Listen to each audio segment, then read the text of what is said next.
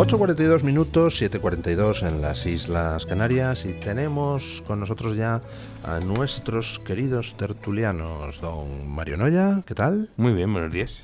Y don Antonio Moloni, ¿qué tal? Muy buenos días, muy bien. Da gusto pasear por Madrid a estas horas. ¿Le gusta a usted el grupo Oasis? Me gusta Oasis, sí. Sí, me gusta. He ido gran... a 2 conciertos ya. Bueno, que ahora parece que se han reconciliado. Sí, bueno, parece que mucho además. Yo no lo había visto así en mi vida. Se dan abrazos, se sonríen. Mentira, es todo pose, es todo pose, dinero. Nada.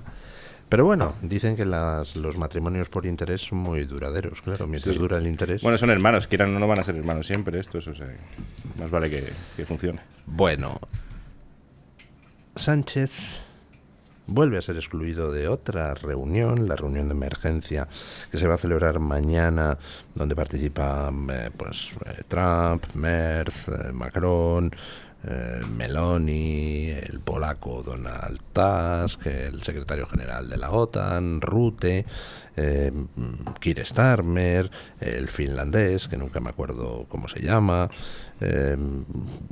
Bueno, y a Sánchez no le han invitado. Y mientras tanto, pues su ministro Óscar Puente se dedica a hacer chistes sobre los incendios que están en estos momentos asolando toda España, tratando de desviar el foco de sus propias responsabilidades en el colapso ferroviario. La verdad es que tenemos un gobierno que da una sensación rarísima, o sea, ya de barco desarbolado que está agitado por las olas y que ya no sabe a dónde va porque tampoco puede ir a ningún sitio, ¿no? Tenemos un gobierno de país destruido, de estado fallido ya, de un gobierno de Venezuela, de Nicaragua, un gobierno que fuera de nuestras fronteras no pinta absolutamente nada, cada vez menos. De hecho, yo recuerdo que se hablaba de que, bueno, sí, Sánchez en España, no sé qué, pero fuera habla idiomas y hace más presencia que ningún presidente, es guapo. Ya es que ni siquiera le invitan a cumbres a las que van países en teoría con mucho menos peso, bueno, con mucho menos peso que el nuestro histórico y con mucho menos peso que el nuestro presente, pero el gobierno no está dedicado a sobrevivir, está dedicado a insultar a la oposición, a envilecer el clima político, a señalar a periodistas, a jueces y a políticos opositores, y a eso se encarga Óscar Puente. España está ardiendo, no porque haga más calor que otros años, porque es agosto y hace calor, sino porque no se limpian las cunetas, no se limpian los bosques. Hay menos efectivos para extinguir los incendios. Anoche en Madrid olía muchísimo. Estaba Madrid llena de humo por el incendio en Tres Cantos, que por cierto ha costado la vida de una persona. Y Óscar Puente, el ministro de Transportes, cuando los trenes no llegan a su hora, haciendo bromitas de esto. Bueno, es un gobierno de un estado fallido, pero eso no quiere decir que no vaya a sobrevivir. En Venezuela el gobierno es de un estado fallido, pero es feroz contra los venezolanos. Y es difícil. Hombre, hay una diferencia entre Venezuela y España. Todavía y es que en Venezuela gobierna una mafia narcomilitar. Tienen los fusiles, con lo cual, claro, y matan a la gente que se manifiesta. Aquí en España, afortunadamente, no hemos llegado a ese punto. No digo que no se pueda llegar, pero no hemos llegado de momento. Pero sí hemos llegado a un punto en el que, mira, hace unos meses se viralizó un speech mío en el programa de Jano García. Hable usted al micrófono, decía, que si no lo escuchamos. Donde decía que estamos en manos de un tipo que tira para adelante y no hay mecanismos para pararle. Este tira, es decir, tiene empurado al fiscal general del Estado y pacta con golpistas, yo decía, ¿no? En ese speech. Y, en fin, etcétera, ¿no? Y no se le puede tirar abajo. ¿Por qué? Porque estamos en una situación absolutamente extraordinaria, que es que tenemos a este personaje en el poder sostenido por golpistas, por albaceas de terroristas, etcétera, que tienen el gran interés en que no se venga eso abajo. Y no los vamos a bajar. No los vamos a bajar diciendo Pedro Sánchez hijo de puta en las plazas de toros. Ya os lo digo yo, ¿eh? Y me gusta la fruta, aunque parezca mentira. Y me gusta, pues imagínate con esa frase tan contundente, tampoco. Pero tiene fecha de caducidad. El gobierno que resista hasta 2027, lo veremos. Tiene fecha de pero es que de nuevo, un momento. Pero es que también hay cosas que hay que decir. No, o sea, las mayorías, ni siquiera las mayorías en una democracia parlamentaria, te dan derecho a todo. Es que cuidado, es que aquí hay un momento que hay que decir que no, que paro, que rompo la baraja. Oye, pues que no, mirad, hay algo que genera una tremenda impotencia en la gente, ¿no? Que es las noticias de estar de un delincuente le roba el bolso a una vieja, le rompe la cadera, está en la calle. No puede ser. Sí, está en la calle. Bueno, pues este tipo de cosas pasan. Tienen que dejar de pasar. O sea, no puede haber un ministro así. Ya está. No puede. Y no puede ser. Y la presión social tiene que ser tan infernal que digan, te tienes que caer, tío. Te tienes que caer. Vas a tu casa. No puedes seguir porque nos vas a costar un problema gordo. Lo siento. Es que si no, no los vamos a bajar. Si nos acostumbramos a este tipo de cosas, igual cuando te dicen, oye, ¿es verdad que a una señora mayor que se fue la sacaron de la residencia para irse a tomar unos días a no sé dónde, le han ocupado la vivienda? Sí, es verdad. Y usted no puede hacer nada. Y si hace algo, el problema va a ser para usted. Bueno, ya se acabó el decir, esa es la ley. Vamos a decir, no, pues vamos a cambiar la ley. Se va a tener que cambiar la ley porque va a tener que tener miedo la gente que legisle así y que digan, cualquiera pone un pie en la calle con las fechorías que cometo. Bueno, no se puede decir... Eso ya pasa, Sánchez no puede poner un pie en la calle. Es la política de hechos consumados y de resígnate que ya no hay otra. Entonces la gente se resigna a situaciones que dices, pero ¿cómo que me voy a resignar a este tipo de cosas? No. En las democracias liberales hay que aprender a decirle al poderoso, ni se te pase por la cabeza que puedes hacer cualquier cosa. Porque no lo puedes hacer. Y ojo con confundir la concordia cívica con la sumisión. Y no, hay un momento en que tiene que saltar por los aires la concordia si la concordia se traduce en la degeneración, la degradación de la vida política, de la vida social, etcétera. No puedes hacer eso. No. Es que no es concordia. No. Y además, que nos pasa a todos. Tienes una discusión de tráfico y le dices a alguien, o a alguien que ha cometido... ¿Qué te dicen? Los que van con... Calla, que es que no, chicos, que es que hay momentos en que te tienes que poner... Tienes que provocar situaciones de tensión. Uh-huh. Si tú consideras que eso es una injusticia y que estás siendo sometido a una injusticia, toca parar. Es que no es provocar situaciones de tensión, las provoca el gobierno. Vivimos en tensión. ¿Quieres aceptar que estamos en tensión y corresponder a ello? O callarte, darte la vuelta y seguir sometido a esta tiranía blanda, os voy a poner blanda un en la que estamos. Es que me acabo de acordar. Donde yo vivía con mi madre aún. Oye, coño, que era pequeño. Teníamos un bar en los bajos del edificio y había un tipo, salió borracho como una cuba y estaba montando un escándalo que te mueres. Uno de mis vecinos salió a la terraza. Vete a tu casa ya, no sé qué. Eres un mierda, y eres un hijo, y eres un no sé cuánto. Le dijo de todo menos guapo. Y dice, ¿cómo puede ser esto? No. Aparece la policía. Y la policía, oye, que no sé qué. Y el otro seguía insultando. Y el vecino dijo, ¿lo sacáis o bajo? Mi vecino había sido militar. Y el policía entendió el mensaje. Y se acabó la broma. Hoy en día puede pasar que encima el policía suba por ti. Casi seguro. Bueno, pues tiene que cambiar esto. No, es que tiene que cambiar. Tiene que decir, efectivamente, me tengo que llevar a este indecente que está reventando la tranquilidad de un vecindario y a ese señor, lejos de decirle, atentado a la autoridad, tiene usted razón, disculpe. Tiene usted razón, me lo llevo ahora mismo. No va a volver a pasar. Claro. Es que esto que llamamos democracia está hecho, en teoría, o debería estar hecho, nace para defender a la gente corriente, no de la gente mala o de los delincuentes, no, de la gente que potencialmente puede serlo, sobre todo si tiene poder político, poder económico, poder el que sea. Y ahora mismo funciona exactamente al revés. Y en nuestro interior, de cualquier español de a pie, la sensación es que el Estado, la policía, las instituciones están para defender a los poderosos de la gente corriente. Sí. A los poderosos y a los delincuentes. Exacto. Sí, a los delincuentes efectivos y potenciales. Porque el Estado tiene que estar preparado para defenderse de lo que puede pasar, no de lo que pasa. Porque luego pasan cosas que no preveía, como lo de Pedro Sánchez. El régimen actual de español no preveía que Pedro Sánchez pudiese ser una excrecencia de su sistema, de su constitución, porque lo que hace el Tribunal Constitucional se supone que es plenamente constitucional. Es totalmente contrario a los intereses y al bienestar de los españoles, pero se supone que es legal. Eso no se previó. Pues hay que prever lo imprevisible, no solo lo que puede ocurrir o lo que ocurre. Y estamos en una situación exactamente contraria. El caso de Óscar Puente es clarísimo. Óscar Puente es que tiene que decir, voy a ser chulo en mi casa. Tiene que decirlo.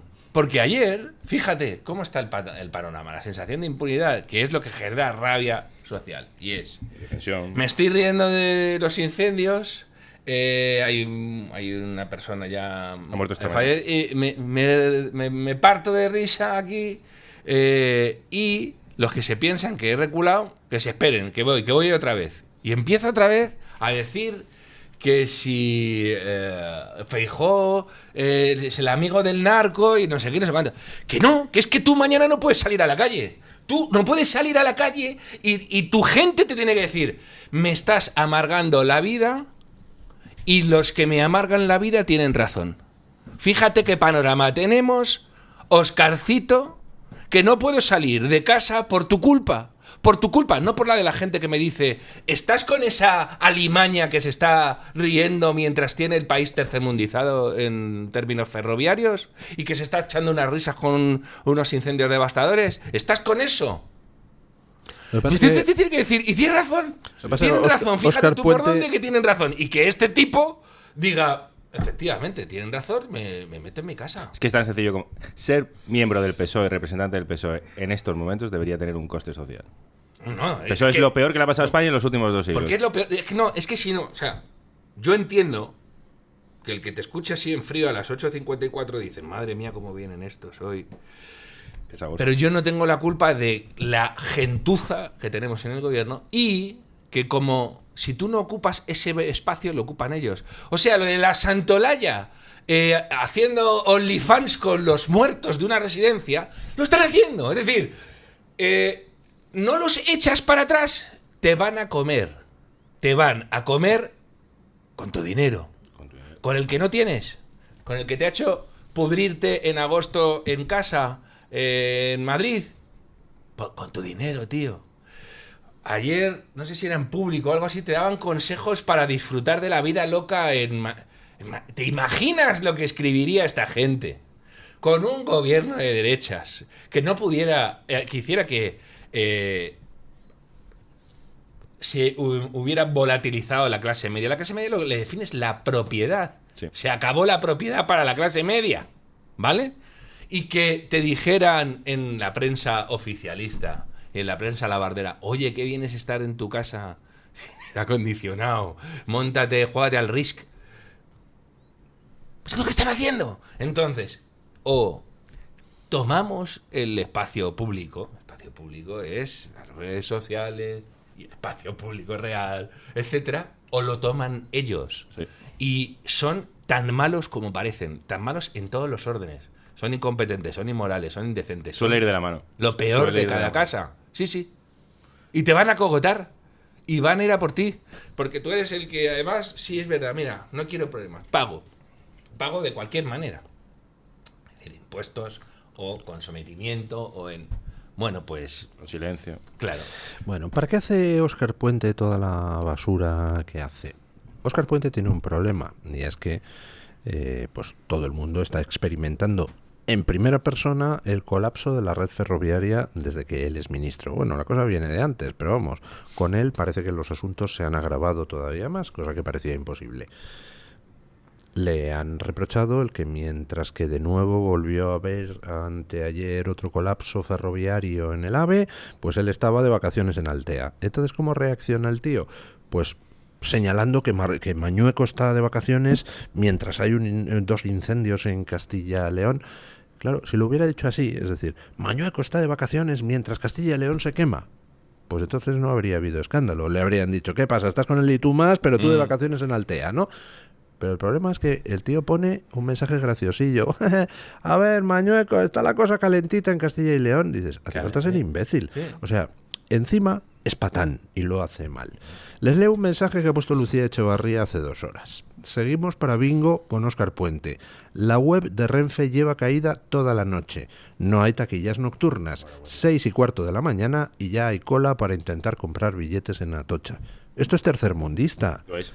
Que los trenes, no saber si cuando vas a coger un tren, no saber si vas a llegar a tu hora, si vas a llegar al vuelo que tienes de conexión, a tu sitio, la incertidumbre es propia de las dictaduras. El no saber a qué hora que tienes que salir de casa para llegar a tu trabajo, ese miedo es propio de las dictaduras. En China, la gente sale 2 horas a lo mejor de casa antes para un trayecto de media hora en Pekín para ir al trabajo, no porque tarde tanto, llegan antes, sino porque a veces hay controles arbitrarios en el metro en el que se producen unas colas larguísimas de cachear, de inspeccionar a los chinos que van por ahí y pierden hora y media. Esa incertidumbre, ese no saber, ese no disponer de tu tiempo es propio de las tiranías. Y estamos en ello. Y Óscar Puente es culpable principal de eso. Ahora mismo que presumimos, o se presumía, de la red ferroviaria española, y coger un tren es una aventura. Atocha es un caos constante. Habla de calorcito Óscar Puente y el otro día se quedó un ave tirado en Almodóvar del Río, en Córdoba, que hace 40 grados a la sombra de noche en Almodóvar, y tardaron horas en recoger, que está a 10 minutos de Córdoba capital, tardaron horas en recoger a los que viajaban en ese ave. Es indigno. Y habla de temperatura. Este señor le pagamos el sueldo de ministro para tuitear contra la oposición.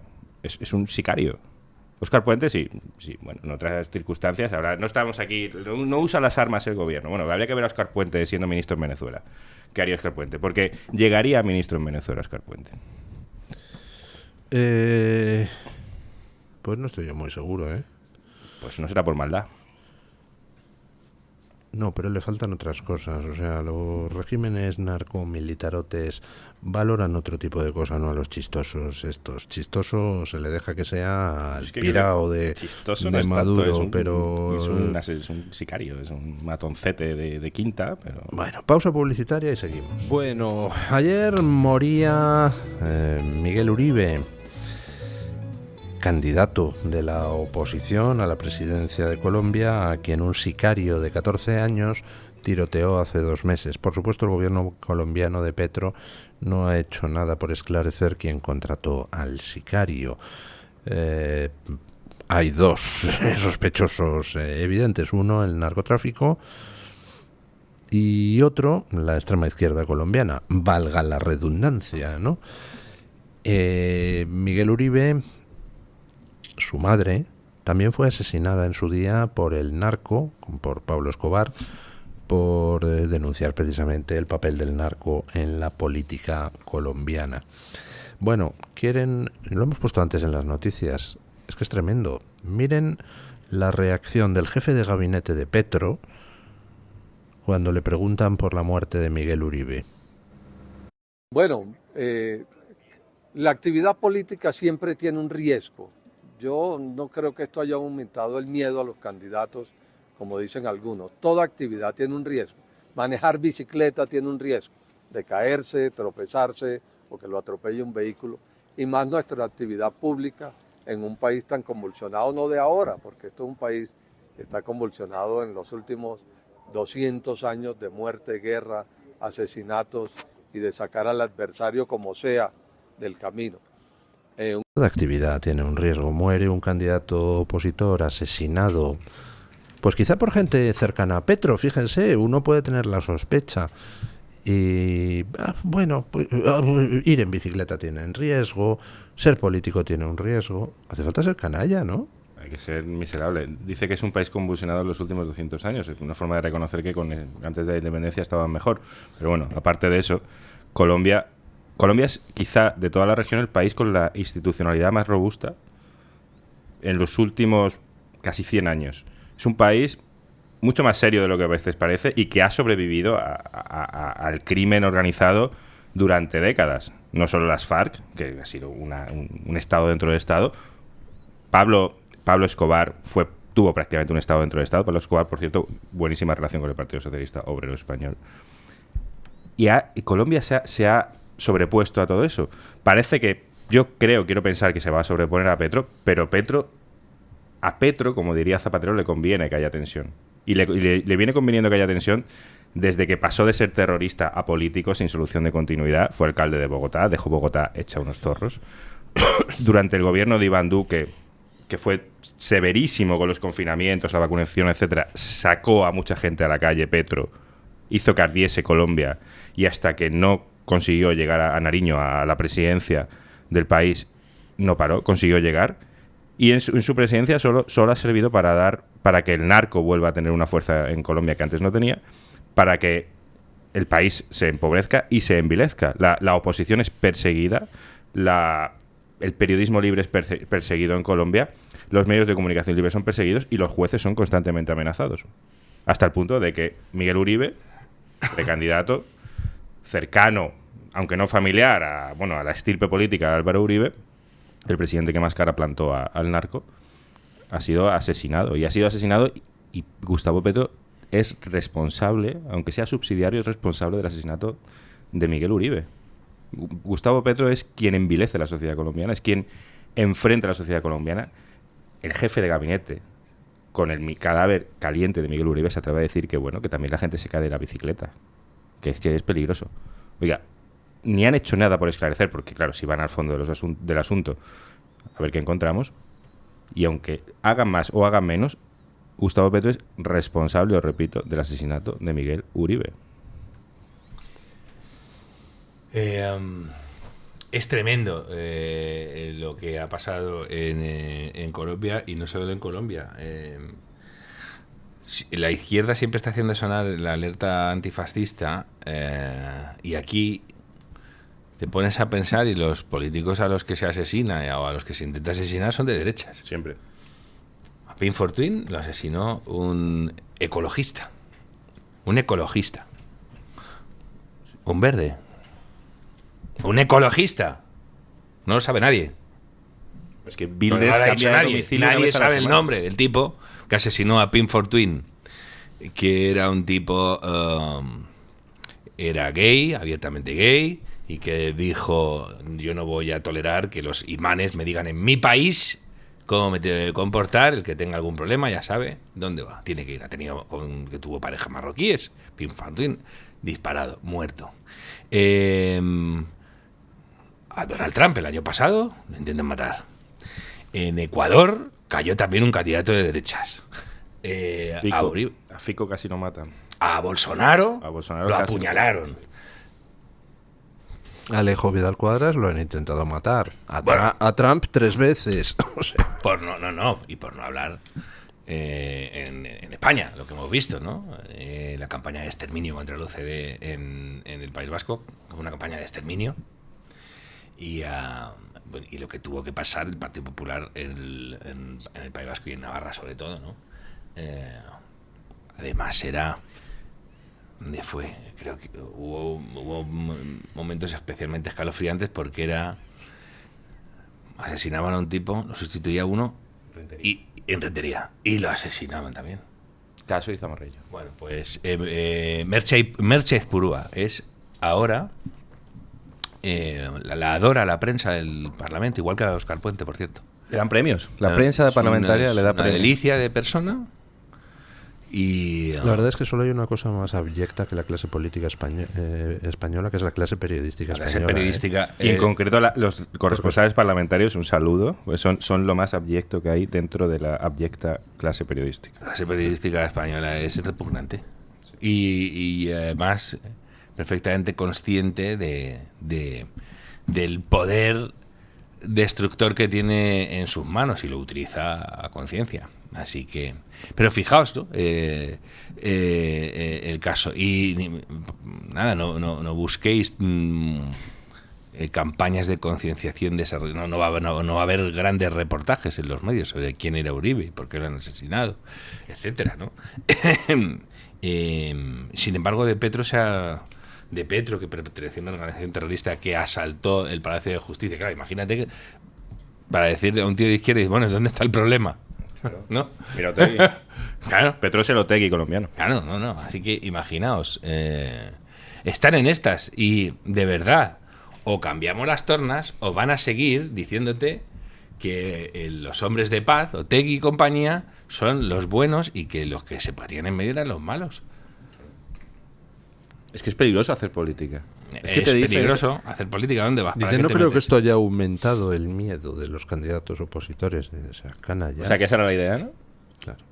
O sea, que Ana, no sé, si no se te pasa por la cabeza no lo dices.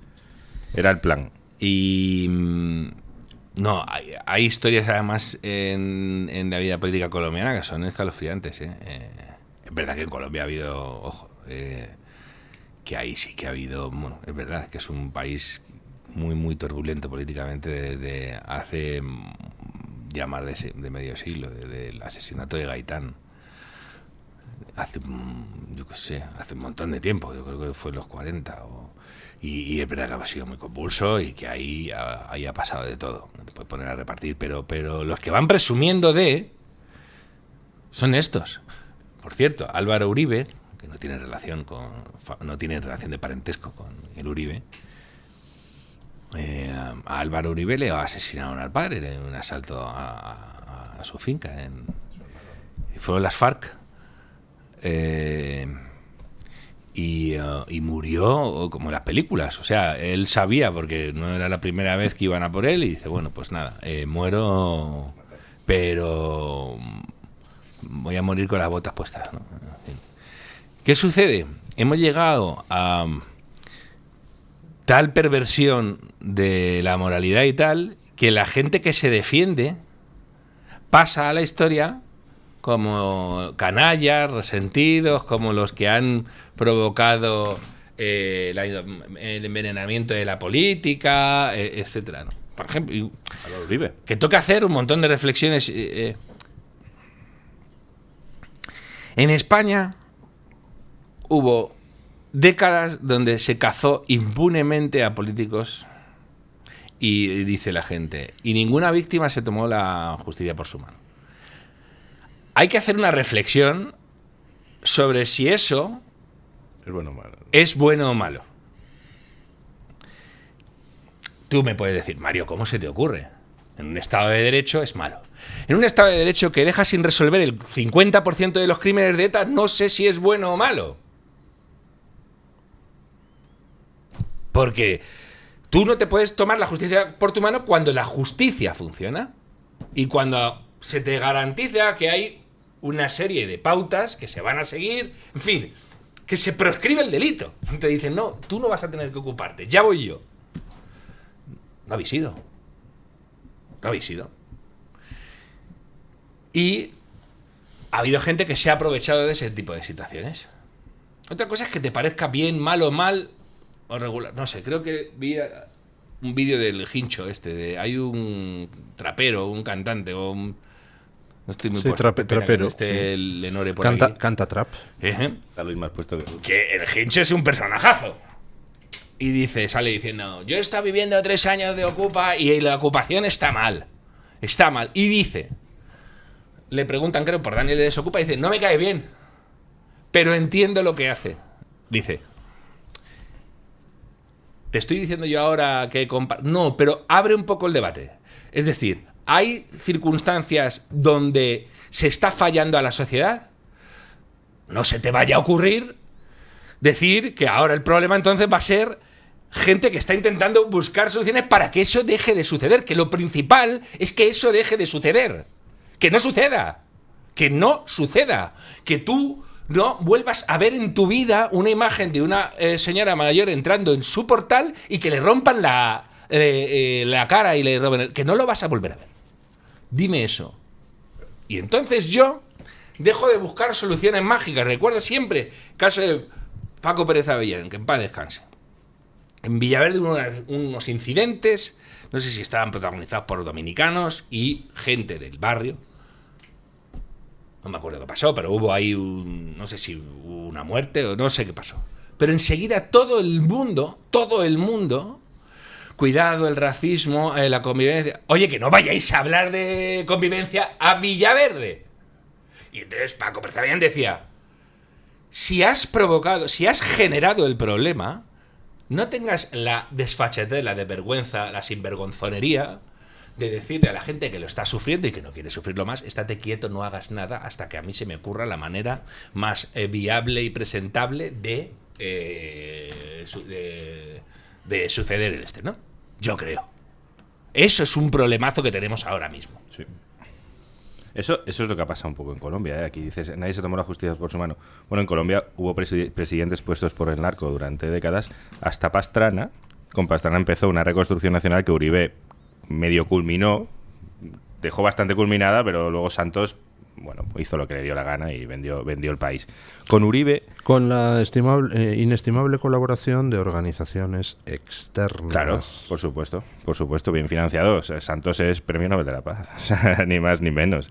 El Santos, hombre... el que luego fue condenado por lo de Odebrecht, ¿no? Sí, señor. Sí, señor. Odebrecht, el metro de Bogotá, el proyecto cambió radicalmente porque se habían llevado hasta el punto de que el metro de Bogotá no va bajo tierra, va sobrelevado precisamente después de aquello.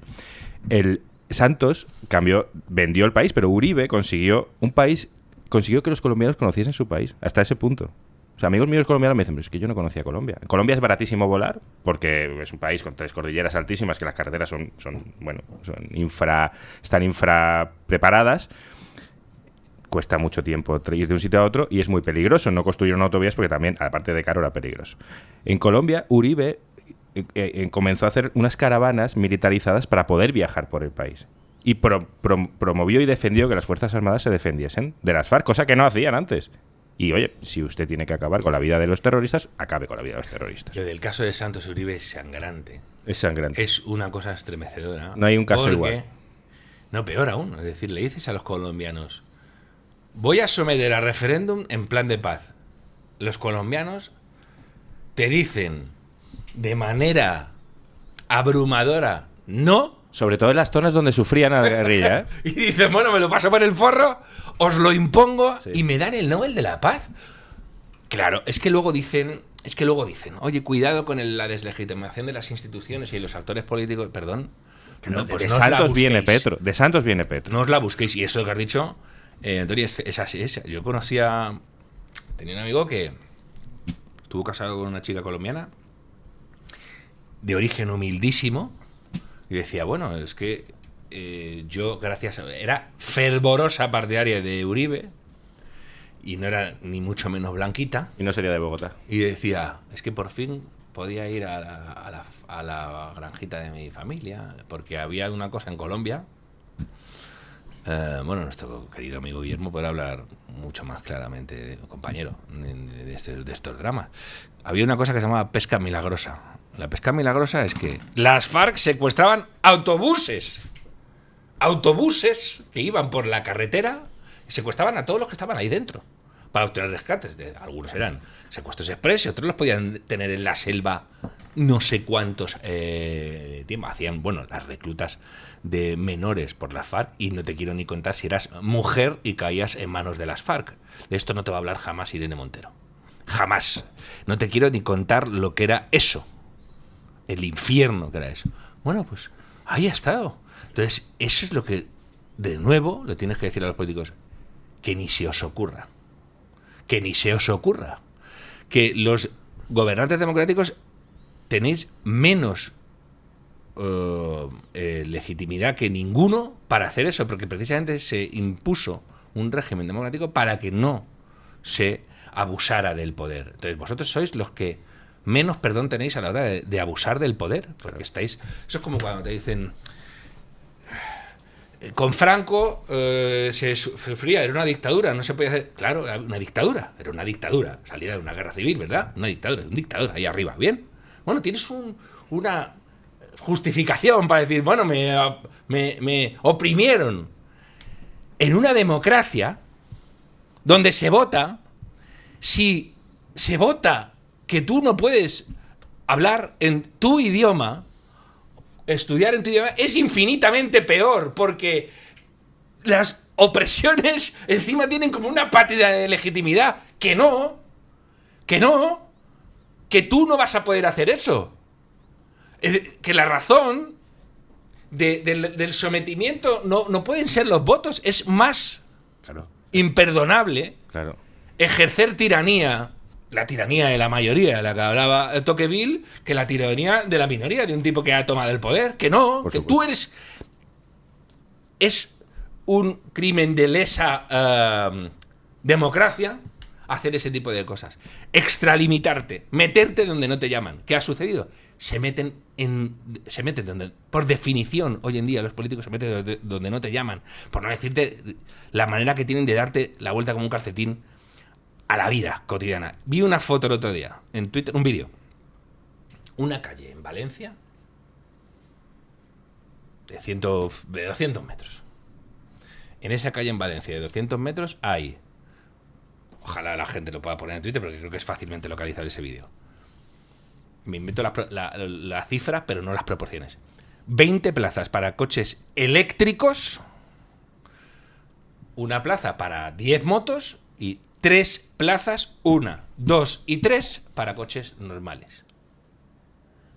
Oye, en mi casa, en mi calle, ¿me estás echando de ahí? De la misma manera que hemos asumido que ahora para tener un coche en la calle tienes que pagar. O sea, no lo puedes tener, si no. Se lo lleva si tú no pagas el Parking, lo que sea. el impuesto de circulación. El impuesto, no es el de circulación. El es de claro que matriculación. tienes que pagar. El que IVA. te hacen para poder tener la zona verde, tienes que pagar. Todos. Sí, sí. Y tú dices, ¿hola? ¿Pero qué pasa aquí? ¿Pero quién os da derecho a hacer ese tipo de cosas? O que Pérez Navarro salga cada 2x3 diciendo esto, que al final acaba haciendo, ¿no? ¿Qué es eso de que vayáis uno en un coche? ¿Quién te has creído que eres? No van a hacer nunca eso. Eso es otra cortina de humo. Ojalá, oye. pero también decíamos que no iban a cerrar los centros de las ciudades. Están todos cerrados. No iban a cerrar los centros de las ciudades. No iban a prohibir a un tío que paga por circular en su ciudad. Circular en su ciudad. Ojo, Mario, y ahí hay algo aún peor, porque dices, en nombre de la mayoría, al que vetan entrar en Madrid es un tío que no vota al alcalde. Eso, bueno, en fin, O sea, encima. ni siquiera tienes la oportunidad de defenderte con el voto, que de poco sirve, porque llegó a la alcaldía de Almeida diciendo que iba a quitar lo que ha Lo de la ampliado. capital es aún mejor, ¿no? Oye, la capital de España. Bienvenidos a la capital de España. El coche fuera. Bienvenido andando. ¿Cómo? Vengo de Trijueque. Sí, que el coche fuera. Muerto de hambre. O eso que hace Madrid ciudad. Uf. A ver, ¿de dónde vienes? ¿De Fuenlabrada? Tú no, contigo no, bicho, tu coche fuera. Pero tú, ¿quién eres para hacer ese tipo de cosas? Bueno, pues nos hemos acostumbrado a que todo esto sea en régimen de pastoreo y cualquier mindundi se cree un border collie. Y ya no es el presidente del gobierno, ya es un concejalucho, es una analista política o activista a sueldo de la televisión que pagamos. Esto es lo que sucede. Y hay que decir, basta, se acabó, ni se os ocurra. Claro. Ni se os ocurra. Oh, madre mía, ¿cómo dices eso? Que predicas el odio. No me Señala, si toques acaso, la ¿no? palma. Señalas el odio que me hay. conozco. Bueno, ya saben ustedes que Pedro Sánchez se niega a hacer públicos muchos datos de los gastos, de a qué se dedica el dinero, por ejemplo, el de los fondos europeos para la recuperación debida al COVID. Bueno, el gobierno polaco de Donald Tusk es ese mayordomo de Ursula von der Leyen que se usó por parte de Bruselas para echar del poder al partido Ley y Justicia, al partido conservador polaco. Bueno, pues el gobierno de Donald Tusk ha decidido hacer un ejercicio de transparencia y ha publicado la lista de todos los fondos concedidos para la recuperación post-pandemia de esos fondos europeos, ¿a dónde ha ido a parar? Y bueno, la que se ha montado en Polonia en la leche, porque lo que era una iniciativa de, fíjate, vamos a ser transparentes, pues ahora la gente está empezando a ver cómo los fondos de recuperación por pospandemia se utilizaron, por ejemplo, para que una empresa que no tenía nada que ver con el mundo del sexo abriera supuestamente una sucursal dedicada al negocio del sexo. Una pizzería pues se hizo con dinero para un proyecto de añadir camas para ponerse moreno. un tío que tenía un restaurante le dieron pasta que se la gastó en comprar 2 yates. Y entonces ahora cuando le ha ido los periodistas a preguntar, dice, bueno, compré los yates por si en el futuro había otra pandemia y tenía que diversificar y dedicarme al negocio del alquiler de yates. Dices, o sea, se ha estado cogiendo el dinero de la recuperación post-pandemia y se lo han estado embolsando todo tipo de golfos sin ningún tipo de control. Pero lo que ha ocurrido con esos fondos es, aquí en Europa ha habido y todavía hay una inflación galopante que nunca va a desaparecer. La pérdida de poder adquisitivo del dinero, no la subida de los precios, porque si uno compara el precio de cualquier bien, o de mueble o inmueble, con el oro, por ejemplo, la línea es casi plana. Lo que cae es el valor del dinero, de nuestro dinero. Hay tanto dinero en circulación, aunque tengamos poco disponible cada uno, que no vale nada comparado con lo que valía hace 20 años. El precio de la vivienda se ha multiplicado ha crecido un 240% en 20 años. Es una auténtica locura. Pero es el valor del dinero el que ha bajado eso, no el precio de la vivienda. Repito, se ha impreso tanto dinero en los últimos años, desde los confinamientos hasta aquí en Europa, que la fórmula ha sido los fondos de recuperación. ¿Dónde han acabado eso? Han acabado en quien ha querido, el que ha impreso el dinero. No en gente que lo necesitaba. La inflación es un fenómeno monetario, no es porque suba la energía, no, es porque hay dinero en circulación. Y eso ha servido, primero, para que se lucren amigos del poder, y segundo, para que nos empobrezcamos los demás. Hilando con lo del principio, es una manera de acabar con la clase media, que es lo que garantiza la estabilidad de nuestros regímenes políticos, de nuestros estados, y la paz. Si en Venezuela no hay paz es porque no hay clase media, no es porque por otra cosa. Aquí también tocaría hacer pedagogía directa. Esto que dice Antonio es crucial. Yo conocí un cubano, conozco un cubano, tengo un amigo cubano, que la segunda vez que le vi, estábamos en Madrid, yo qué sé, estaba lloviendo, y decía, si es que esto, la culpa tiene Fidel Castro. Y te rías y dice, no, sí, y dice, no te rías, la culpa tiene Fidel Castro porque yo no tendría que estar en Madrid. Yo no querría vivir en Madrid. No lo decía por odio a Madrid, todo lo que dice.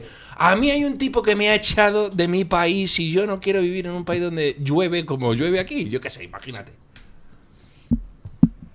La gente no es consciente de que hay decisiones políticas que afectan radicalmente, trascendentalmente a su vida. Que te arruinan. Muchas veces mejor. Te arruinan la vida.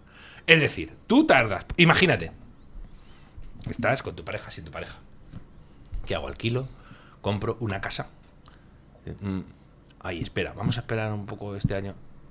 Y te llega la pandemia o la pospandemia, o te llega Pedro Sánchez y ya no tienes, ya te has muerto, ya no vas a poder plantearte esa disyuntiva porque la política ha decidido que tú no tengas. Y además es que esto es así, es la política. El que no tenga una vivienda en propiedad, queriendo haberla tenido, es de verdad por la política. No es una... No ha sido Dios. No es una concatenación de circunstancias que es una consecuencia directa de políticas de miserabilización de la clase media española. Hacemos una pausa publicitaria y seguimos. Bueno, comentaba yo en las noticias lo que ha pasado en Washington, donde ante la inoperancia de la alcaldesa del Partido Demócrata contra la delincuencia, pues Trump, ni cortón ni perezoso, ha dicho, que tú no resuelves el problema, pues a tomar por saco, asumo mis poderes presidenciales y despliego a la Guardia Nacional y voy a limpiar Washington. ¿Qué les parece a ustedes la medida? Más que razonable. No solo va a desplegar la Guardia Nacional, que es una especie de guardia civil, algo así como el ejército que ha asignado a cada estado, los gobernadores tienen potestad, autoridad sobre ellos, sino que va a controlar a la Policía Municipal de Washington, que está por todas partes, es muy amplia. Washington no es un estado, el Distrito de Columbia. De hecho, el Congreso, la Cámara de Representantes, tiene poder sobre las decisiones municipales de Washington. O sea, no es, ahora mismo es mayoritaria republicana. Pero en el consistorio, en el ayuntamiento, no hay ni un concejal republicano. Es la ciudad, el territorio más demócrata de todos. La alcaldesa Bowser es una progre desorejada. Porque ahí en Washington pues viven todos los asesores, claro, que viven alrededor del gobierno, de la nación. Del gobierno, de las instituciones multilaterales, de las embajadas. Bueno, esos viven muchos en Maryland. Bueno, a las afueras, pero hacen vida en Washington. Y dentro del distrito de Columbia, pero dentro del distrito de Columbia, en el noroeste sobre todo, ahí donde vive los Rhino. Los afluentes. Ahí están los Rhino y toda esta gente, lo peor del Partido Demócrata y lo peor del Partido Republicano, también vive ahí. Y luego viven un montón de subvencionados, porque Washington es una ciudad hiper subvencionada, en barrios por los que uno no puede ni entrar. El problema es que la violencia se está yendo ya a zonas donde hacía 20 o 30 años que ya no había violencia. En el noroeste, sobre todo de la ciudad, que es la parte más segura, donde están las instituciones, las embajadas, la Casa Blanca. Ahí, bueno, más o menos, pero mi casa en Washington, por una anécdota, está en una zona bien, o sea, te digo yo, a 15 minutos de la casa de Obama, que no es precisamente mala zona. Nosotros en la puerta, en el portal del edificio, hemos visto a un tío tiroteado y de rodillas en el suelo, desangrándose, en una zona razonable de Washington. O sea, en Washington ahora mismo, creo que fue julio del 20, como la ciudad no era confinada, pero más o menos, hubo más muertes por tiroteo que por virus. En el mes de julio del 20. O sea, los tiroteos en Washington están disparados, la violencia está disparada, la inseguridad está disparada. De hecho, la gente, pero claro, esto no es porque sí, la gente se confinó voluntariamente, nos dejó de ir a trabajar, teletrabajó durante el 20 y salió de casa solo para manifestarse por lo de George Floyd. Sí. ¿Recordaréis? Para quitarle el dinero a la policía. Bueno, le han quitado el dinero a la policía porque la alcaldesa lo hizo y ahora pasan cosas. Claro que pasan cosas. No solo que quitas el dinero, sino que legitimas el crimen. Hay tiroteos porque sí, en zonas donde nunca los ha habido, o casi nunca los ha habido. Es casi habitual que uno salga a cenar y se pueda encontrar con de repente una calle cortada porque ha habido un tiroteo en una zona razonablemente estable de la ciudad. Entonces, claro, ahora Trump hace esto y tenemos a los progres llevándose las manos a la cabeza diciendo que militariza la ciudad, cuando Washington ha estado militarizada, pero a lo bestia, cuando los confinamientos y cuando se votó en el 20, era una ciudad absolutamente militarizada y cercada. Y eso no fue por Trump, fue por los demócratas que gobiernan el ayuntamiento. Y ahora pues ha hecho esto. Es razonable, decías esta mañana, Luis, que la derechita cobarde habitual hubiese dicho, ay no, por favor, ¿qué pasa aquí? ¿Qué ocurre? Que es lo que dicen un poco los habitantes no tan progres de la ciudad. Bueno, pues hay que tomar medidas. Igual que Uribe lo hizo en Colombia, Trump lo está haciendo en la capital de los Estados Unidos, que se está convirtiendo en una ciudad peligrosa al nivel de Baltimore, a nivel de Detroit, al nivel de zonas de San Luis, de ciudades de Estados Unidos, donde uno literalmente no puede salir a la calle por la inmensa mayoría del territorio. Es que eso es impensable. En Estados Unidos pasa hay una cuestión que choca, y es que las zonas degradadas no son como las europeas. Las zonas degradadas, urbanísticamente y de lejos, parecen bien. Los famosos projects, los edificios de protección oficial, son edificios que en Madrid los verías en el centro. Los ves normales, desde fuera, dices, ¿qué pasa aquí? No, hay jardines, no es las 3.000 viviendas. No hay nada que se parezca a las 3.000 viviendas en Estados Unidos. Son más pequeños. El Bronx en los 70. Que, por cierto, también tremendísima responsabilidad de los poderes públicos, porque ahí las leyes de rentas y tal hicieron que, de repente, buena parte del Bronx se convirtiera en había descampados en el Bronx.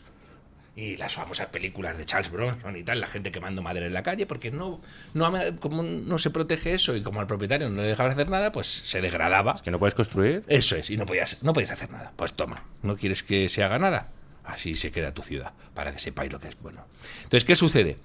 Que como desde fuera no lo ves, hay mucha gente que dice, bueno, ¿qué problema hay? Si esa estéticamente, bueno, pues sí, tienes problemas. Y luego hay otro problemón, que está muy focalizado la delincuencia. Entonces tú puedes vivir en un barrio afluente, como se dice allí, un barrio bien, y no enterarte de que tu ciudad tiene niveles de muertes de una zona en guerra.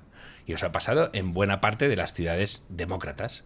Los progres multimillonarios dicen que bien vivo en mi ciudad, como se inventa todo la derecha, y sales de sus barrios y es la jungla. Por cierto, en Washington, en Chicago, en todos estos sitios son ciudades tomadas en todos los ámbitos de la administración por la izquierda.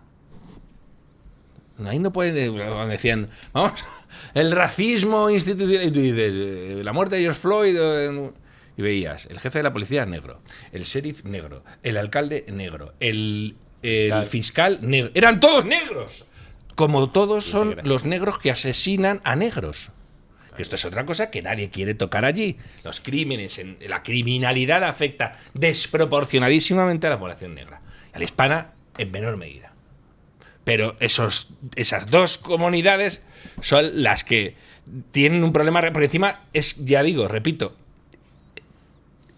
afecta sobre todo a las propias comunidades. Hay fines de semana en Chicago que lo que dice Antonio, no puede ser verdad que esta ciudad tenga estos niveles de violencia demencial. Sí, las hay.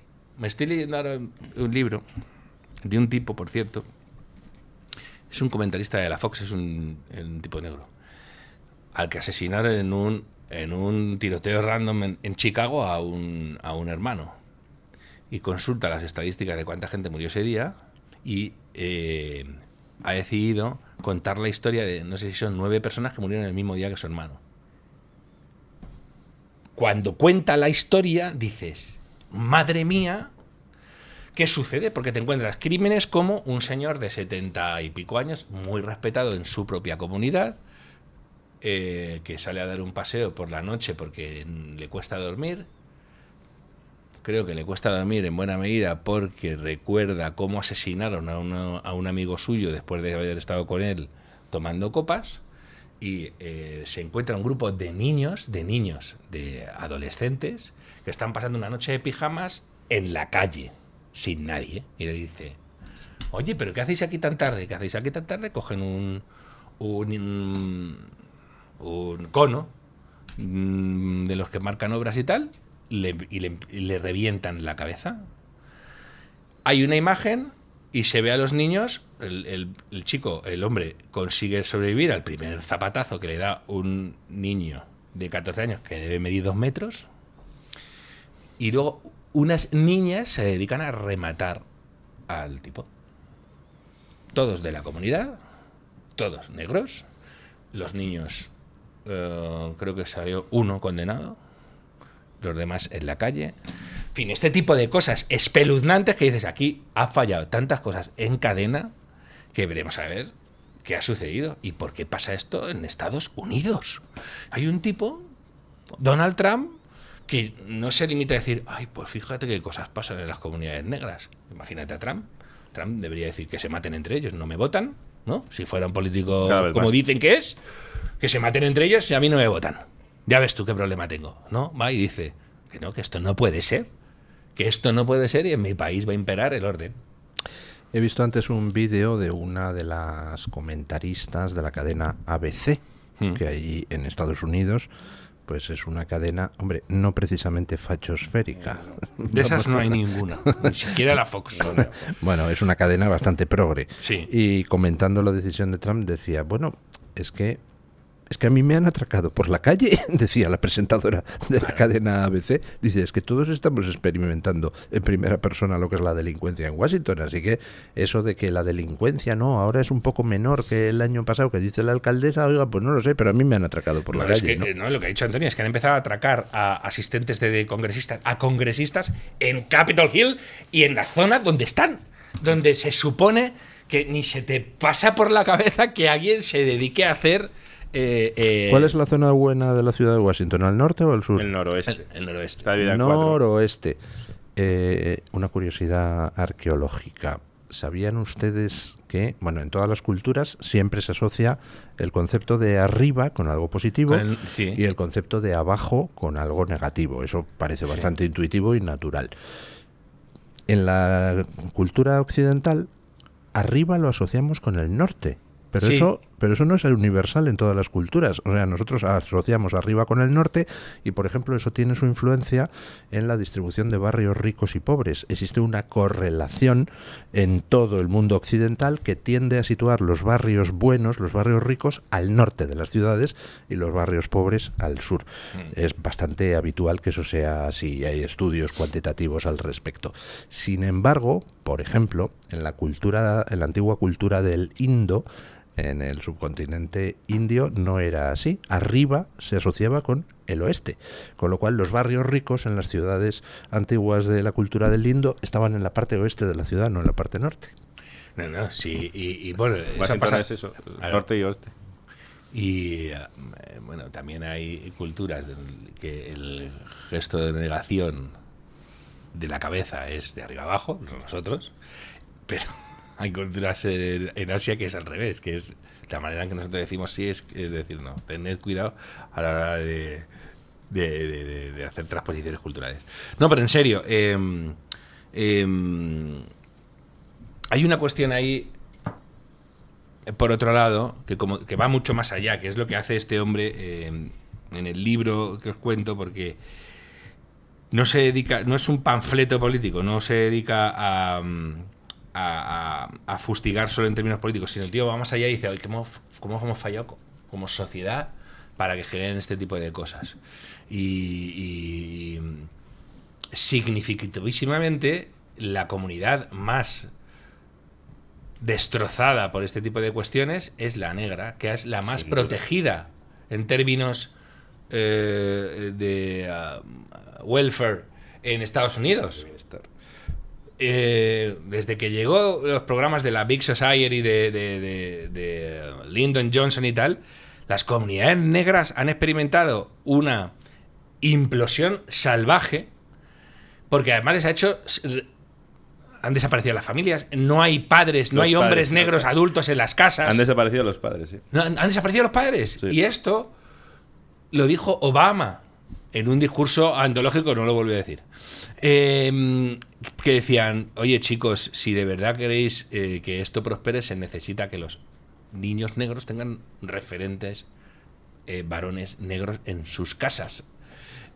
¿Cómo sería que hay un estudio famosísimo de unos diputados, de Kirkpatrick y ¿cómo se llamaba esos? Que hicieron un estudio en los 60 o así.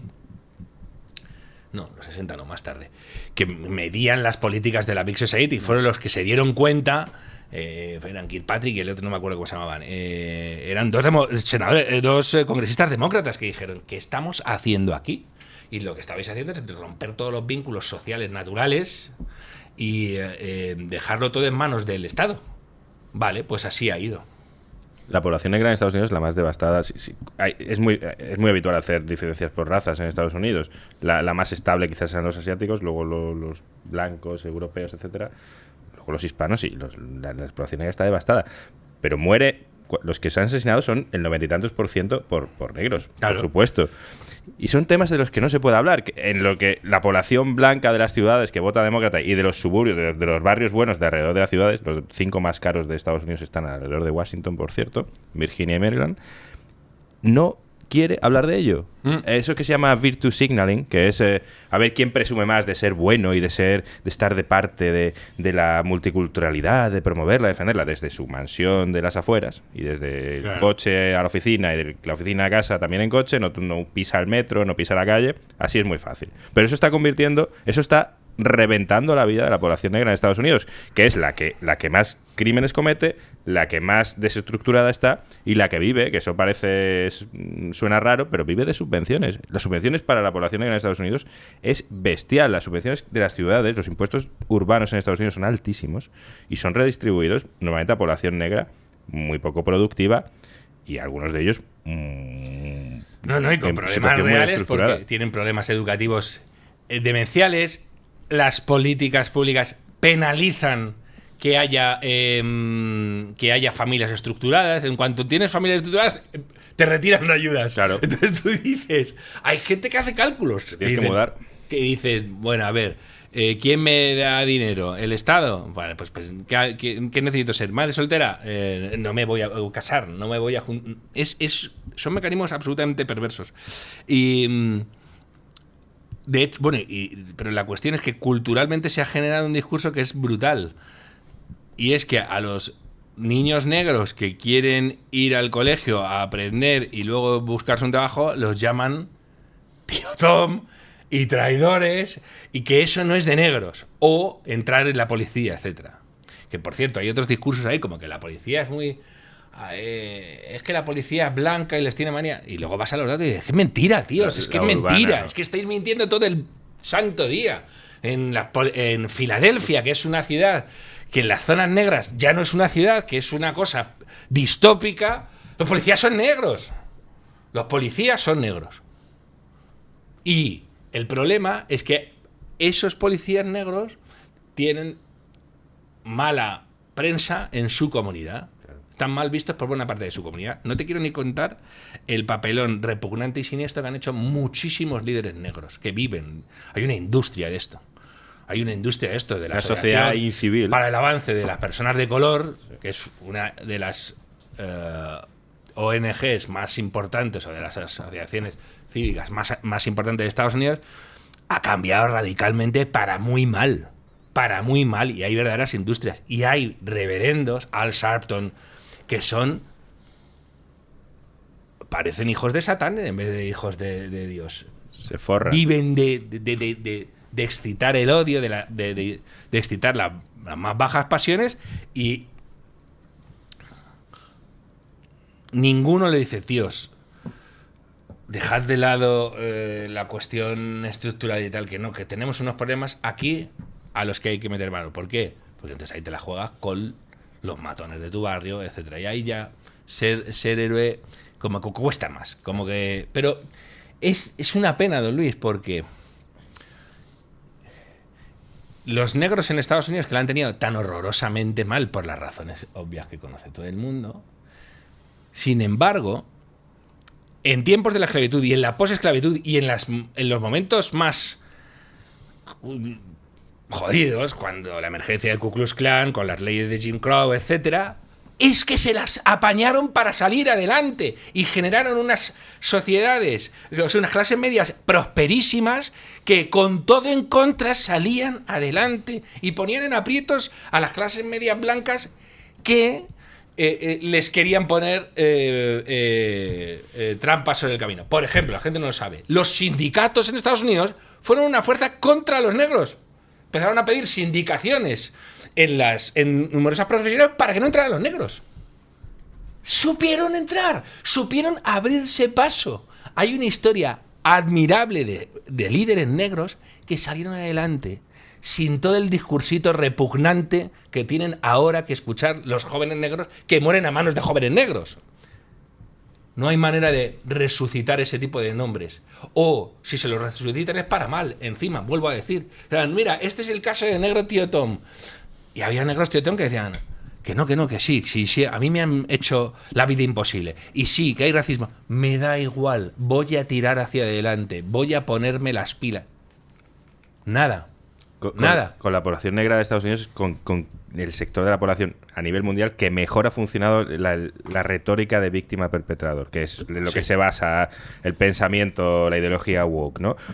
Esos señores, la población negra de Estados Unidos, la inmensa mayoría, la que vive en guetos, metida por los políticos blancos y ya aceptado por ellos vivir en guetos y pagado por ello, asume que son víctimas de lo que ha hecho la población blanca, que por supuesto, como decías tú, ¿no? La población negra hasta hace medio siglo estaba oprimida en Estados Unidos de manera legal, pero los hubo que supieron y quisieron salir adelante.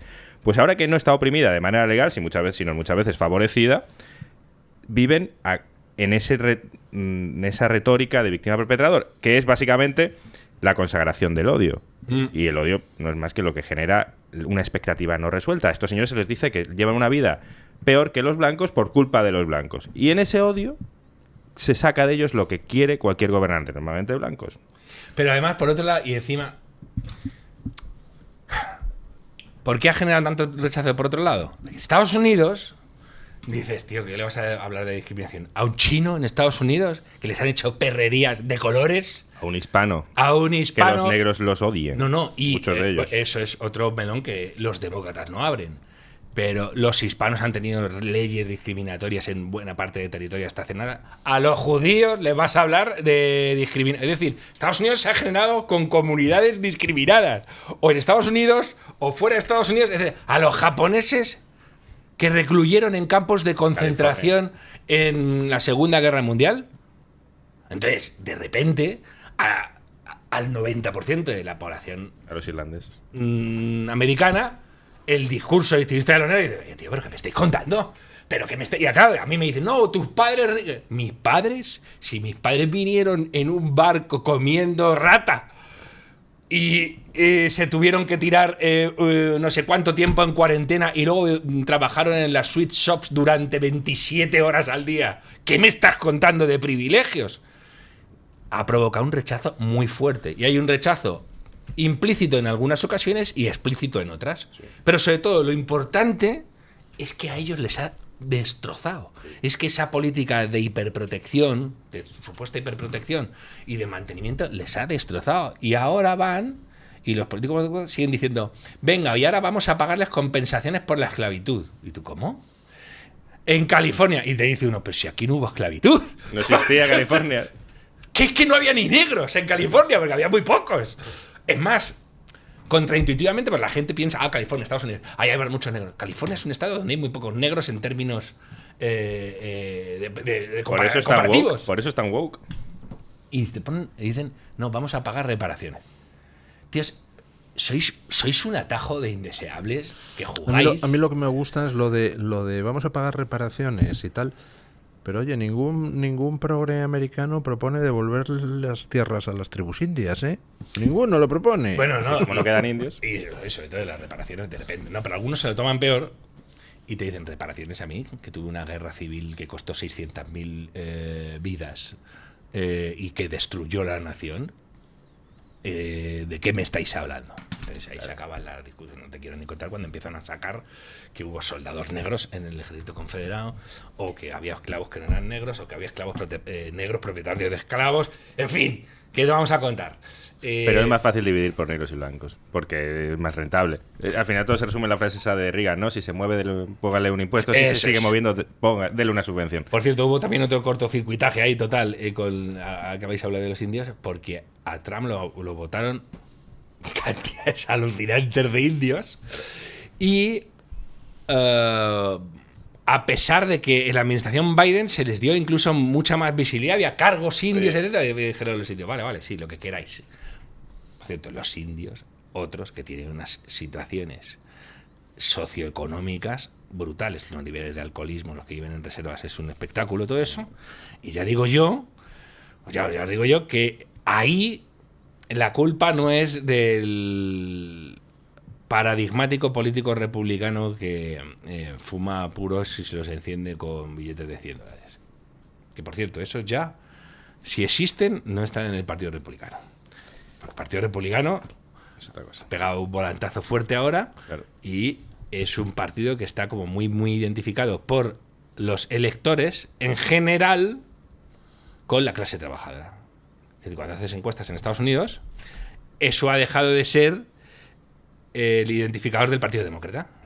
Incluso para muchos demócratas. Entonces dicen, no, nosotros no somos el partido de la clase trabajadora, somos el partido de la clase woke, sí, y de los ultramillonarios que deciden las políticas de todos los demás. Claro. ¿Y qué tienes que comer? Es que esa es una de las razones por las que Trump ha tenido un voto negro, voto hispano, voto de las reservas indias, voto asiático mucho más alto que hace 4 y hace 8 años. Porque resulta que la población más progre de los Estados Unidos no es la negra, no es la hispana, no es la india, no es la asiática. La población más progre de Estados Unidos es el votante demócrata urbanita. La población, y eso no lo quiere. Un hispano que se ha movido desde Venezuela, desde México, no quiere lo mismo que hay en su país. Y sobre todo, y normalmente son católicos además. Curiosamente lo ponía yo el otro día de una encuesta donde se muestra que en Estados Unidos el grupo étnico que más apoya a Trump no son los blancos, son los hispanos, por encima de los blancos. Con lo cual dices, ¿cómo ha cambiado el panorama? O sea, porque el voto hispano era el voto demócrata tradicional. Es que el voto católico era voto demócrata y ya no lo es. Ya se ha acabado. Y el voto judío era voto demócrata y ya se ha acabado el voto es que es fascinante Estados Unidos estudiar ese tipo de cosas, porque de repente ves cosas, por ejemplo, el voto católico. Es que era otro voto. Sí. Era el de Massachusetts. El de Hay un voto católico progre que son católicos, abortistas, católicos que no son católicos en términos. Vamos, o sea, como la Conferencia Episcopal Española. No, pero. No, pues mira, no es casualidad que fuera de Estados Unidos todo el mundo sea del Partido Demócrata. Fuera, sí. Fuera de Estados Unidos.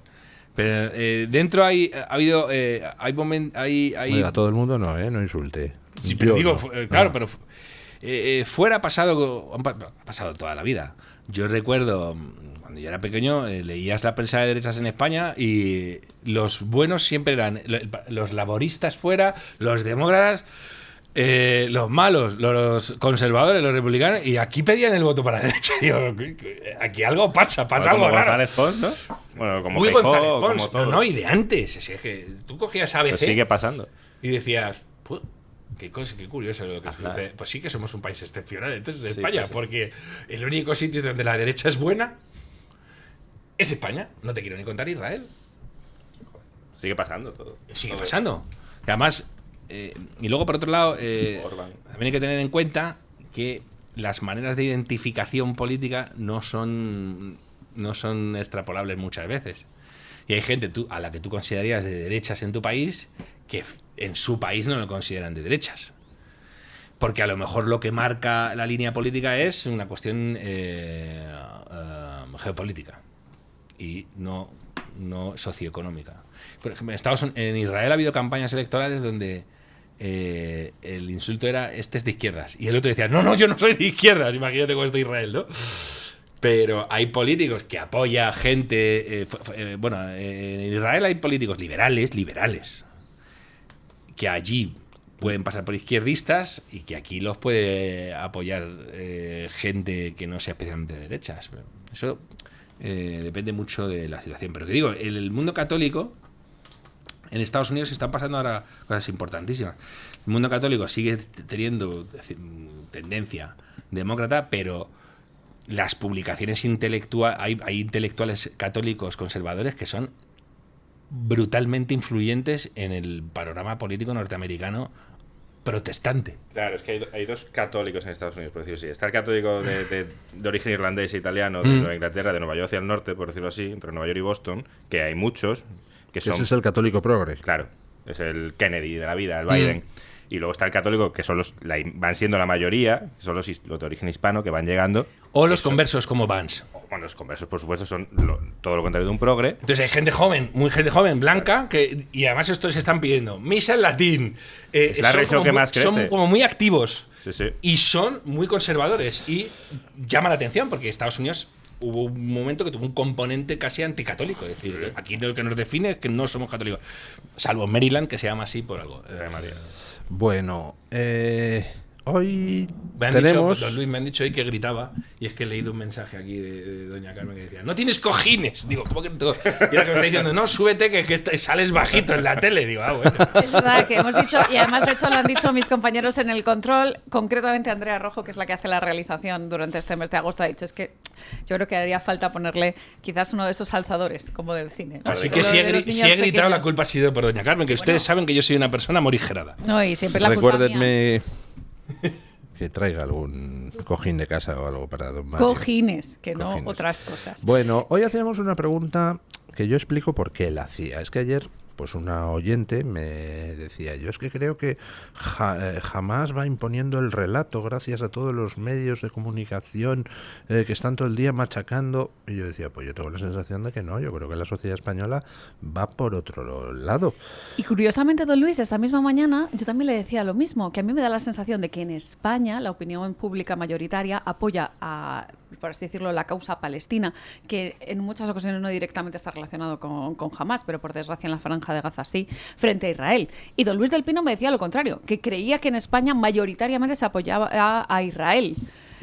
No sé, es una cuestión interesante. Creo que sí. Bueno, plantea usted la pregunta, que respondan que hubieran votado ellos. Exacto. Este es el contexto en el que planteamos la pregunta, que concretamente es: ¿cree usted que es cierto que Israel provoca una hambruna en Gaza? Y dábamos tres opciones. La primera, sí, es genocidio. La segunda, no, es propaganda antisemita. Y la tercera, no lo sé.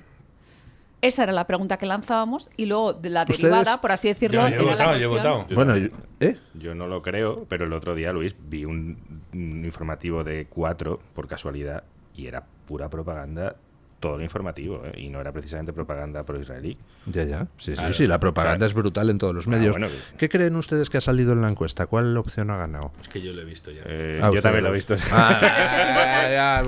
cuando votas te sale, claro. Fíjese usted, para los oyentes de esta casa de Radio Libertad, para el 82% considera que no, que es propaganda antisemita. Hay un 13% que dice que no lo sabe y hay un 5% que dice que es genocidio. Aún así, don Luis, yo creo que la audiencia de este programa, de esta casa en general, es una audiencia que tiene bastante sentido común, que opina por sí misma y, por tanto, pues apoya a la causa de Israel. Pero de verdad que yo creo que en España el apoyo mayoritario de la opinión pública, por desgracia, tira hacia la causa palestina. Está usted confundiendo la opinión pública con la clase periodística. Nuestra clase periodística es en su mayoría un papagayo de Hamás. Es Sin el lugar a dudas. 99% de los medios repitiendo los mismos bulos. Luego se desmienten los bulos, pero ellos siguen y se sacan otro. Pero eso no quiere decir que la sociedad española opine lo mismo. Y pongo un ejemplo. El otro día leía un tuit muy interesante, no me acuerdo de quién, perdónenme, donde comentaba que había estado escuchando una tertulia radiofónica donde hablaban del tema de los menas. Y entonces todos, no sé qué, una de las tertulianas, porque estos niños, porque no sé cuántos, todos los tertulianos coincidiendo en que los menas hay que traerles, hay que acogerles, hay que... y al final, decía el tuit, uno de los tertulianos dice, bueno, pero ojo, que la sociedad española no opina como nosotros. Y entonces se preguntaba el tuitero, entonces vamos a ver si son conscientes de que están diciendo lo contrario de lo que opina la sociedad española. ¿Qué intentan hacer? ¿Adoctrinarla a la sociedad? Claro. Pero... Entonces, con esto pasa lo mismo. O sea, el 99% de los periodistas de este país están a favor de las políticas migratorias de Sánchez y en contra de los planteamientos de Vox. Y sin embargo, las encuestas dicen que el 70% de la población está de acuerdo con las propuestas de Vox. Yo, una sola cuestión, ya no solo en la clase periodística, pero, por ejemplo, piense usted en la cantidad de pegatinas de la bandera palestina y lemas de Free Gaza, Palestina desde el río hasta el mar. Deme usted a mí la milésima parte del dinero público que se riega hacia las organizaciones que llenan de pegatinas las farolas. Sin lugar a dudas. Y le lleno España pero y toda sí que Europa. hay un punto que sí que entiendo por dónde va Carmen, que es este. En los temas que usted ha tocado, don Luis, son temas que afectan directamente a la gente, entonces saben de qué pie cojean los periodistas y por ahí no se dejan vender demasiado la burra. Pero hay otro problema, que es, estás en un bar y ves un niño famélico y hay mucha gente que no va a querer y averiguar más, va a decir, ay, pobrecitos, ¿quién les ha hecho eso? Y si en la prensa te están diciendo todo el día los hijos de Goebbels que eso lo están haciendo los israelíes, hay un mar de fondo que cuesta tirar atrás, porque cuesta tirarlo atrás, porque además las imágenes son muy duras. Si es que está claro, si es que eso, ¿quién lo va a negar? ¿Quién lo va a negar? Lo que yo te voy a negar es la responsabilidad. Ahora, luego fíjate, entre estos hijos de Goebbels, el otro día le decían a don Luis, don Luis diciendo... Hay gentuza que está haciendo una campaña de comercios de decir, aquí se condena el genocidio en Gaza, no pienso pisarlo. Y el otro día, ayer un estupendo le dijo a don Luis, genocidio o... Bueno, la palabra da igual. ¿Cómo que da igual? No da igual. No da igual. Es que resulta que estáis usando la palabra que no hay que usar contra judíos si estamos hablando de que nos importa la verdad, que es genocidio. Sí da igual o sea, no da igual el que tú largues tu bazofia. Bueno, a ver, que se nos agota Exacto. el tiempo. No me da tiempo a argumentar también mi respuesta, pero les voy a dar la de algunos tuiteros. Concretamente, Francisco García Velarde dice que Israel es la única democracia estable de Oriente Medio, defiende libertades y derechos, busca la paz enfrentando al terrorismo que amenaza a sus ciudadanos, actuando para proteger vidas y garantizar un futuro seguro en la región. Esta es la realidad y no la que proclaman los progres. En Twitter también, Pedro Rubio dice que es propaganda y culpa de Hamás. Cuando se ven camiones cruzando la franja, ¿quién va encima de ellos protegiendo la carga con Kalashnikov? Y añade, lo mismo que pienso que los asesinatos en los repartos de ayuda cree que los comete Hamás para culpar directamente a Israel. Y muy rápidamente una publicación de YouTube es de Nino5196, dice, pudiera responder, no lo sé, por alguna oscuridad que existe en la información generalista, pero no estoy seguro al 100%, pero estoy seguro al 100% de que a Hamás no le importan nada las vidas y la situación de los gazatíes, mientras peor, mejor para ellos. Muchísimas gracias, doña Carmen. Gracias, don Mario. Gracias, don Antonio. Muchas gracias. Ponemos punto final a la tertulia con nuestro amigo don Paco Linares. Buenos días, don Paco. Muy buenos días, don Luis del Pino. Gracias. Escucho demasiada gente que por envidia, falta de entendederas o cortos de vista mental denostan y critican con furia a la Casa Real. Ser rey o reina en una monarquía parlamentaria tiene muchísimas ventajas para la nación que lo posee. Y pongo por ejemplo a España sin ir más lejos. Nuestros reyes no son elegidos, lo son por nacimiento y por lo tanto están a las órdenes, como cualquiera, de las leyes que impone el Ejecutivo. Él o la monarca deben estar sujetos a una férrea disciplina desde su nacimiento, y lo estamos viendo precisamente en la princesa Leonor, para la redundancia, desde que nacen acaparan la atención mediática, su niñez, infancia, adolescencia, juventud y madurez. No puede ir a ningún sitio libremente sin que el gran hermano vigile. Enfermedades, alegrías, penas, estudio, formación superior, todo es controlado desde que nace hasta que muere. ¿Y qué saca España de este sacrificio del rey y de la Casa Real? Pues a una persona que está por encima de intrigas políticas, unifica y nos representa con notoriedad en el mundo entero. Popular, puede ser cualquiera, pero popular respetado y bien valorado es lo que se llama notorio. Ese es nuestro rey que representa y comanda el Departamento de Relaciones Públicas más importante de España. Toda una institución admirable y admirada en todo el mundo. Eso vale.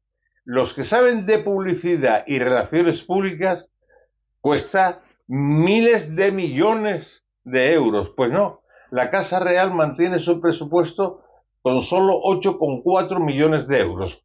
Por cuarto año consecutivo y va al quinto. Y la mayor parte del presupuesto se destina a gasto de personal y actividades institucionales.